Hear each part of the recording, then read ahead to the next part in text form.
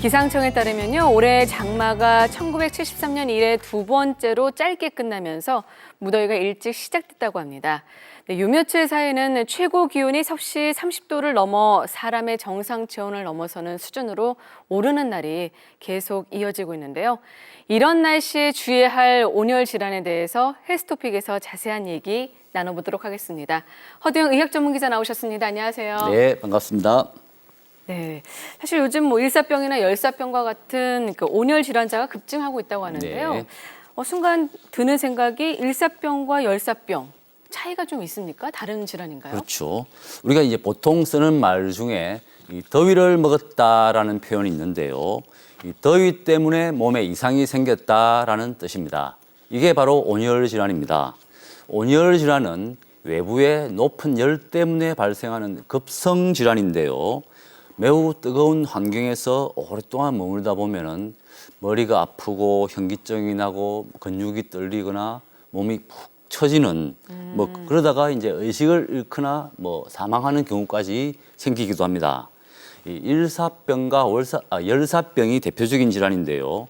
일사병은 땡볕에 오래 있다가 자기 스스로 체온을 조절하는 능력을 잃어버리는 것이고, 네. 열사병은 다친 고온다습한 환경에서 오래 머물다가 몸의 열을 식히지 못해서 생기는 그런 병입니다. 그러니까 이름이 좀 비슷해서 착각하기 쉽지만 네. 좀 전혀 다른 질환이라고 보면 되겠죠? 그렇죠. 네.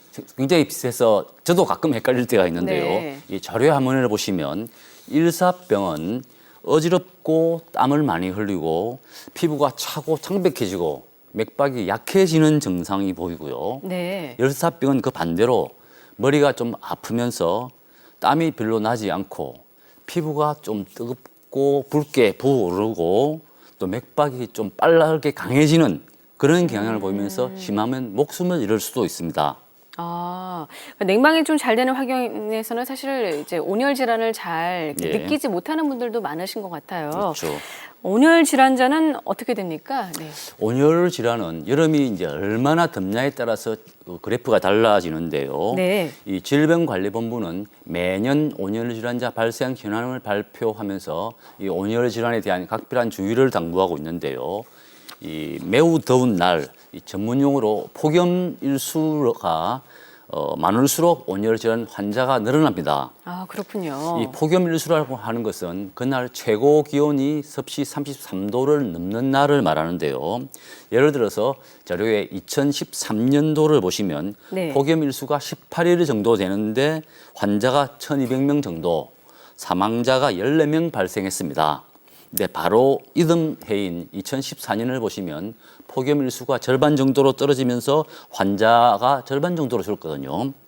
이 환자가 발생하는 시기를 보면은 이 폭염일수가 증가하는 7월 중순부터 8월 중순까지 한 40일 정도가 되고요. 이 사건이 나는 시간대로 보면은 낮 12시부터 오후 5시까지 이때 가장 많이 발생하고 장소는 주로 논밭이나 작업 현장 같은 야외에서 주로 많이 납니다. 그리고 이 나이와 남녀로 보면은 50대 남성이 이제 가장 많이 발생하는데 아무래도 이제 50대 남성은 본인의 건강을 좀 과심하면서 이 관리를 자주 하지 않는 좀 그런 습관이 있기 때문이라고 보겠습니다. 네, 그러니까 폭염일수와 좀 아주 매우 네. 관계가 있는 것 같은데요.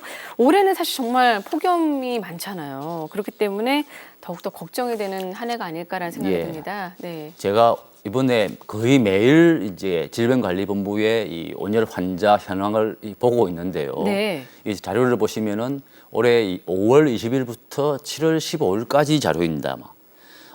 저 그림에서 보듯이 7월 12일부터 폭염이 이제 본격 시작되면서 그래프가 높게 치솟고 있는데요. 네. 7월 15일까지 이제 550건 정도 온열 환자가 발생했습니다. 바로 엊그제 19일까지 자료를 보면은 이 온열 환자가 888명, 그리고 사망자가 9명으로 크게 늘어났습니다. 이 자료에는 미처 반영하지 못했습니다만 이 사망자 현황을 보면은 온열 질환으로 사망한 사람이 현재 9명이지만은 9명의 내역이 주로 70대, 80대 노인이 많고요. 네. 최근에 이제 2살짜리 남자아이가 이 죽은 것이 바로 보름 전의 사건인데요. 이 경남 의령에서 외할아버지가 손주를 태우고 회사에 일을 보러 갔다가 손주가 그러니까 손주를 깜빡 잊고 이제 차를 잠그고 사무실에 일을 보러 갔다가 4시간 뒤에 돌아오니까 그 손자가 죽어 있는 그 안타까운 사고가 있었습니다. 아, 그렇군요. 사실 요즘 같은 날씨가 계속된다면 온열 질환자는 더욱더 늘 것 같은데 얼마 전에 또 봉고차에서도 또 그렇죠. 죽은 아이도 있었잖아요. 이 바로 며칠 전의 사건인데요. 네. 이 동두천 어린이집에서 비슷한 사고가 또 났는데요.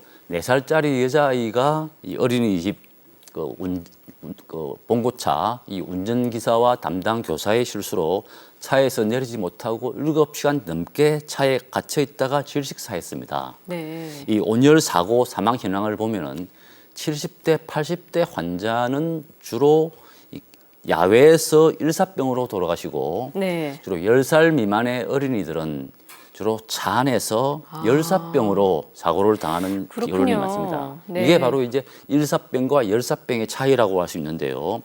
이 보통 일기예보를 보면 폭염주의보 또는 이제 폭염경보가 자주 나타나는데 이 폭염주의보나 폭염경보를 보시면 아무래도 위험한 시간대인 정오부터 오후 5시까지 가능한 한 야외 활동을 좀 자제하시는 게 좋고요. 네. 또 사우나나 자동차 안 같은 데 오래 앉아 계시는 걸 피해야 되겠습니다. 만약 꼭 뭐 그래야 한다면 자주 창문을 열고 그늘에 가서 쉬거나 평소보다 물을 많이 드시면서 자기 몸의 상태를 계속 관찰하시는 게 좋겠습니다. 네. 세시 풍속 가운데 하나의 이제 더위 팔기가 요즘 같은 폭염에 온열 질환에 걸리지 않도록 연초부터 좀 건강을 미리 챙겨야 하는 의미가 아닐까라는 그런 생각도 듭니다. 네, 폭염에 온열 질환 각별히 여러분 주의하시기 바라겠습니다. 네, 오늘 도움 말씀 감사합니다. 네, 건강하세요.